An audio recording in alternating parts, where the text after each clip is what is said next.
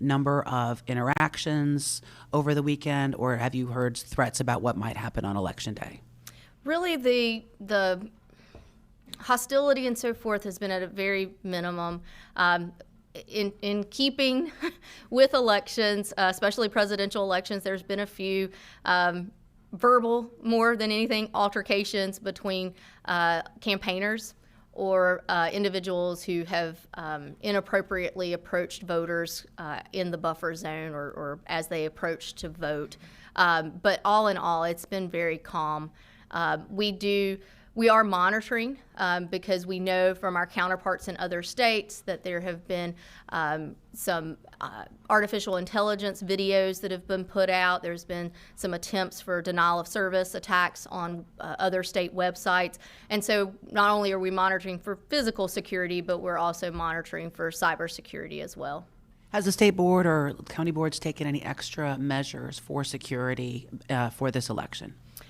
Since the last presidential election, we have worked with our federal partners to conduct what we call safe assessments. Those are physical security assessments at all the county offices.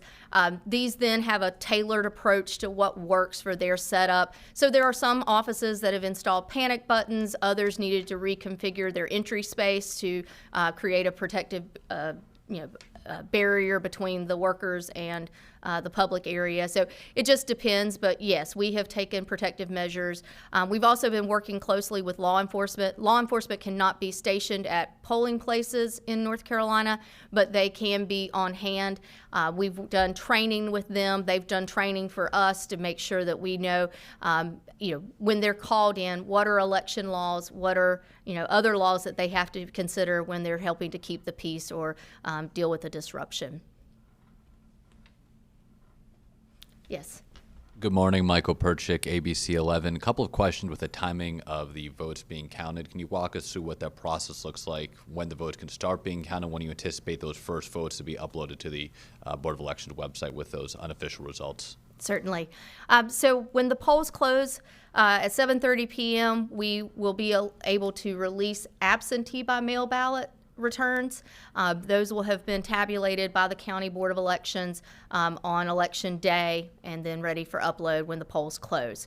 After that, there's been a change in state law to where we cannot release early voting results at that time from the in-person early voting period. So those will be closed, those will be tabulated at the time that polls close, and so we'll begin uploading those as we're uploading Election Day results. I think everyone needs to be mindful that no election results are modemed in. So in those Election Day, over 2,600 polling places, they have to be driven in, those results and those ballots, to the county boards of elections. And so if you think about if there's anyone in line at 7:30 p.m., until those last voters have voted, those workers will not be able to bring in results or close down their polling places. So the bulk of results are going to be uploaded between 9:30 p.m. and 11 p.m. most likely, given the drive time that it takes in many of our counties. And we'll just push them out as quickly as we can. It's going to feel a lot like the state fair traffic when we had a concert going on at the same time. There's going to be some bottlenecks, and everybody just needs to have patience. But know that our objective is we will provide them as quickly as we can, but the real objective for us is to be as accurate as we can.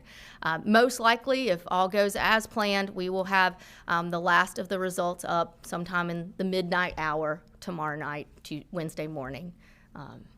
You just took my next question. Well, so thank there you. you go. Paul? And I just wanted to add that the election results that come in on election night, we're estimating about 98% of the votes in the election. There are ballots that our law requires that be counted during the canvass period, so after Election Day. Any absentee ballots that come in on Election Day, so Karen was mentioning before about voters who have not yet put it in the mail, they need to bring it into the County Board of Elections office. So if those ballots come in on the Election Day in the office, they can't be counted that day. They have to be counted at a subsequent meeting during the canvass period. So you're going to have some absentee ballots that get counted after Election Day. Provisional ballots, we're going to have, tens of thousands of provisional ballots across the state that will need to be reviewed and researched by the county boards of elections, and those will be counted during the canvass process as well. So you'll have this 10-day period after Election Day where a small number, relatively, of ballots still need to be counted. But as of election night, as Karen said, when the last results come in, midnight or hopefully soon thereafter, it'll be roughly 98% of the votes cast. CNN, thanks for doing this. Yes. So I want to ask more about intimidation. And so the first part of that question is, can you speak to whether there have actually been incidents already of intimidation at polling places that have crossed the line to the point that state or local officials are actually going to take action on those incidents? Paul, do you want to talk to that? Because some of that might be investigated. Without getting into specific cases, that whenever we do receive a report of potential harassment, intimidation, or interference with a voter, as the executive director mentioned, we take it very seriously, and we take an incident on that, and our investigators look into it. They'll interview subjects or witnesses and potentially involve local law enforcement. And we have a number of cases that we're looking into right now. It's not widespread. It's sort of on par with what we typically experience in a large election, a general election. So that's the process we use. And if the evidence is substantiated that there was a crime committed, then we'll refer that to a prosecutor. Just to get into the weeds a little bit for a moment, I'm thinking about tomorrow, and I think on every election day we end up on social media or even in emails to us seeing people complain that they feel they were intimidated in some way. And so I'm wondering if you can, to the extent you can in a limited amount of time, outline the sorts of behavior that is allowed at polling places. I'm thinking of hearing people say things like, campaign people associated with a campaign were playing music, or they were this close to the polling place, or those sorts of things. What is allowed and what does cross the line? Sure, yeah, that could go over a lot of different things, but we have a pretty detailed memo, and Pat can get that to you, that we released in 2022 that details what is okay and what is not okay in terms of conduct of the polls.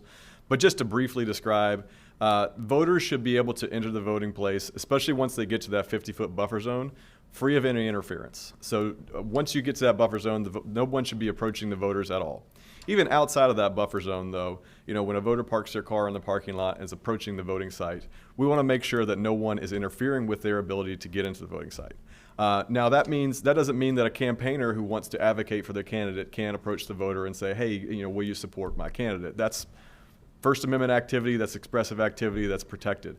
But where it would cross the line is if someone is, instead of just advocating for their candidates, if someone is, questioning the voter aggressively about, are you qualified to vote, and that sort of thing. Trying to assume the mantle of an official that's questioning a voter and whether they can go into the polls. That's the sort of thing that can be intimidating. Another thing that would be against the law would be someone approaching a voter and saying, hey, you can't vote here. Actually, they've moved the voting place somewhere else. Providing false information about the voting process is a crime. So if anyone does that, they would be committing a crime, and if we get that reported, we will investigate it and refer it to prosecutors. Maggie Newland with CBS 17. With the voter ID law in effect, are you seeing statewide a larger number of people needing to cast provisional ballots due to not having an ID with them, and will that affect potential timing of any results? We do have an uptick in provisional ballots because of the photo ID law, but not anything unmanageable. And that is actually how the process works. If someone presents themselves to vote and they do not have an acceptable form of ID, then they are offered the opportunity to bring that acceptable form of ID back to the County Board of Elections before the day before canvass, so 9 days after election on the 14th, or they can complete an exception form. And that exception form can list reasons they were unable to obtain an ID, like lack of transportation, work or school conflict. It also can be because of natural disaster. So we've had that used some in Western North Carolina. And then it can be for religious objection for having your photograph taken. So, that is the process. They complete that form and give indication. They complete a provisional ballot, and it goes back to the County Board of Elections, and we will count those during Election Day. There is a report that comes out the day after Election Day indicating the number of provisional ballots. So we'll have a better idea the day after how many need to be considered. And they could still be a provisional ballot because of non-photo ID reasons. Someone appears and they are not on the poll book. We will research why and determine if they're an eligible voter. And can you talk at all? I know we've talked about record early voting turnout. Have you noticed any patterns that you can compare to previous years, especially when it comes to unaffiliated voters and also young voters?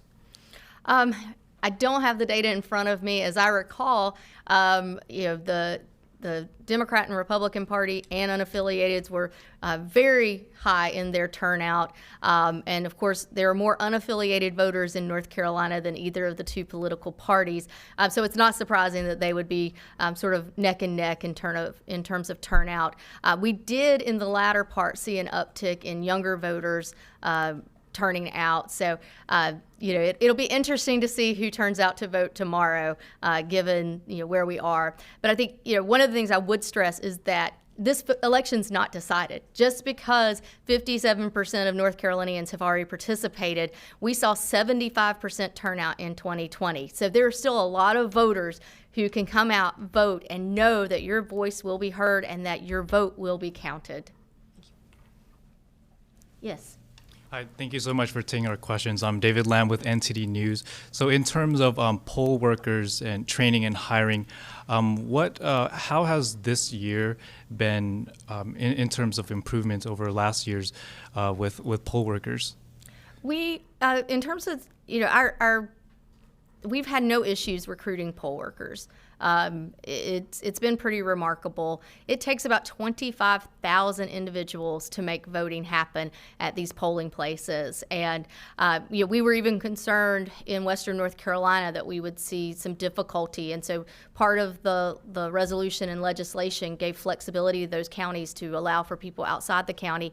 And yet they never had to exercise that option. They were able to find workers within their counties. I think whether it's because of Hurricane Helene or just their commitment to this as their civic duty, people want to give back and they want to be involved. And even though they know that the environment has changed and there's more hostility and so forth, I think some people do it in spite of that they know that it takes them to make this happen. They know our processes and how they work. They know that it's a bipartisan effort, and they're committed to that oath that they take. And so we've done well in North Carolina. The political parties do have input on those workers, and so that gives the bipartisan approach. That also gives us a pool of folks to recruit from and work with. And so, all in all, our utmost thanks goes out to those people, those 25,000 North Carolinians who are willing to work these really long days. It's essentially a volunteer job for the pay that they get, but they are exceptional folks for doing this work and serving their neighbors and communities. And on Election Day, how frequent would the results dashboard be updated? The results dashboard is going to be updated, just ongoing process. As with it being dispersed across 100 counties, we don't have set times that they do their uploads. They do those as they come in, and they're able to, just do a verification check against the tapes. So it will just be ongoing and refreshing continuously. Thank you. Mm-hmm. Hi, Rusty. Rusty Jacobs, WUNC. So you addressed poll observers, voters, and the polling sites and any interactions that have already occurred or could occur on Election Day. But what about post-election unrest? Be it candidates questioning outcomes, be there partisan claims of fraud. How much attention have you given that? How can you prepare, or how have you prepared for that? I've worked in elections for nearly 19 years now, and post-election threats, hostility, harassment were not something that we planned for most of my career. But it certainly has become the case because we've watched our colleagues, in Georgia, Michigan, Arizona, Pennsylvania, other parts, even within our own state where we were not considered as much of a battleground state in 2020, be subjected to death threats, to harassment and hostility and protests and questions of our own personal integrity. And so, it stands without reason that we have tried to learn from them, understand the relationships that we need to have with law enforcement, make sure that law enforcement is aware of the level of threat that we could face, particularly as a battleground state with so much attention on us. And so I think what we've done is to prepare as best we can and consider it more of an insurance policy that we hope we never have to exercise. But that comes into play. The same protections that we've tried to put in place for any incidents that might happen while voting is taking place will be the things that will be our safeguards through the canvass period and thereafter. And so it is having panic buttons in a lot of our offices. It's having secure entry into areas. We will maintain our transparency. We encourage people to come watch those sample hand-to-eye counts that we do to verify that the tabulators have tabulated correctly. Come to the canvass meeting and learn how we present the results to the board members and prove that these elections have been conducted accurately and fairly and securely, and understand why we are able to certify these elections, because I have no doubt that that's what's going to happen. And then, I would just, make a plea to the candidates and elected officials. Have a peaceful transition of power. Accept the results. Concede defeat when necessary. And please recognize that it is members of this community. It is election professionals. These are people who have sworn oaths, and this is a bipartisan effort to ensure that every eligible voter is able to cast their ballot and that these results are tabulated and determined securely, accurately, and correctly. Hi, I'm Helen Koster from Reuters. Thank you for your time. You mentioned that you've seen an uptick in younger voters. Have you seen any patterns with regard to men, women, and Black voters in early voting so far? As I recall the results, we do have the data. We have this published daily on our state board website. So if you have any issues with that, you can get with our communications director and we can provide that to you. But we have seen women outpacing men in terms of turnout. We saw more Black voters turning out as we went through the 17-day period, so their percentage of turnout was ticking up. And a lot of this data, again, is available on our daily sheets that we've been maintaining through the early voting period. And a quick follow-up. You talked about some of your post-election planning. Can you talk about any staffing changes that you've implemented since 2020 in terms of the potential reallocation of resources to different issues, given these heightened threats this year? Actually, we do not even have the amount of personnel that we did in 2020. We did not receive the appropriated positions or the allocation of some of the federal grant funds to have as many field support specialists as we did in 2020. So we have stretched and we have made it work. And I think that is just a testament to the dedication and the passion and commitment that, particularly at the State Board of Elections, that the staff has to ensure that these elections go as smoothly as possible. It has been really an effort to maintain the partnerships that we have in place with cybersecurity experts here in North Carolina, through other agencies, through the federal agencies, and as we have often been asked to do more with less, and that is what we have done. And I think it's exceptional what we've been able to pull off by the State Board of Elections, and the counties. Many of them have faced the same struggles in not having adequate resources and personnel, but they've made it work. Thank you. Laura Leslie with one quick follow-up to Rusty's question. And this has to do with legal suits. This might be a question for Paul. I don't know. How many lawsuits have been filed already about this current election against the Board of Elections? I'll let you deal with that one. I don't know the exact number, but it's about the conduct of this current election. It's probably around 10.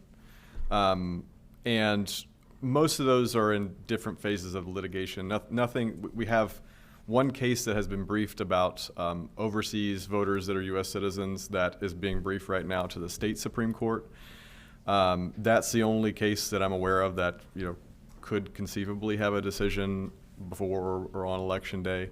All the other cases are sort of in a holding pattern where, the rules are set, the rules of the road are set, as they should be, before election day. And so, we'll see what the courts decide in the coming weeks, but that's sort of where we are with all the litigation. How does that compare to an average year? Or election year, I should say. I would say that the volume this year compares, maybe not quite as heavy as 2020. 2020, we saw a lot more litigation over voting rules just because of the pandemic and a lot of groups being concerned that the regular voting rules were not going to be adequate to make sure that all voters would be able to cast their ballots. So I don't think it's quite as high as it was back in 2020, but as the executive director mentioned, we're a battleground state, so we are experiencing some litigation because of that. Our sister states like Pennsylvania and Georgia have seen more litigation than we have comparatively, but it's still a significant amount.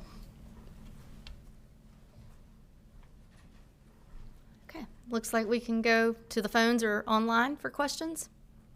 Remember to press 1 to have your question go live. Hi, first question online is from Reid of AccuWeather Network. Please go ahead.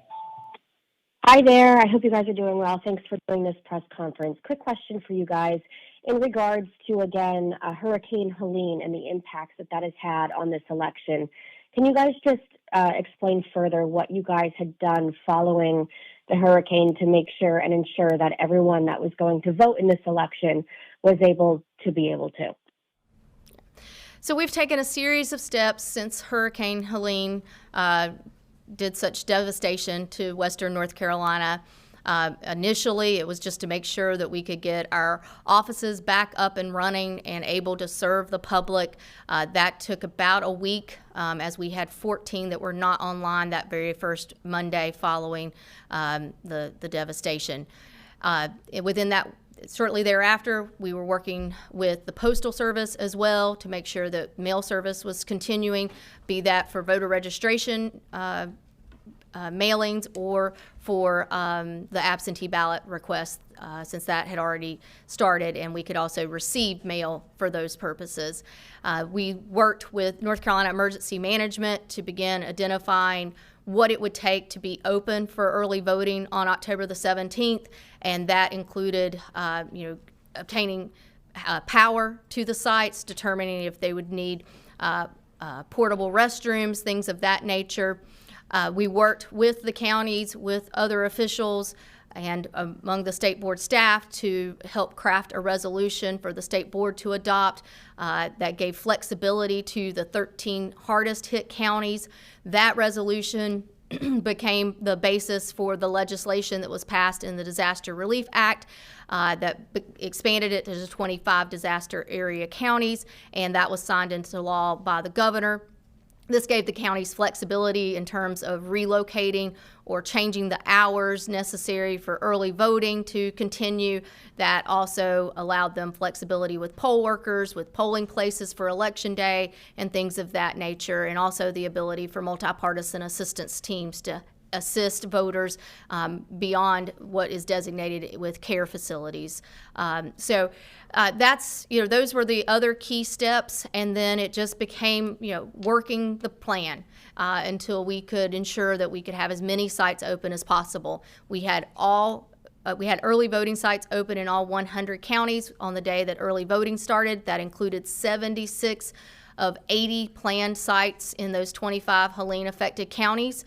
We had power, which is a testament to the power companies and the linemen for making sure that that was possible.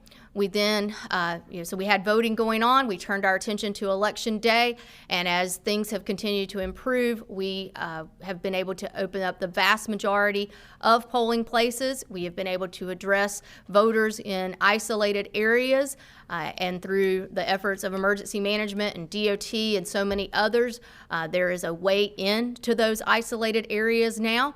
And we only are using 7 temporary tents that emergency management helped us to source and get set up securely and safely for 4 in Yancey County, and then 1 each in Buncombe, Burke, and Haywood County.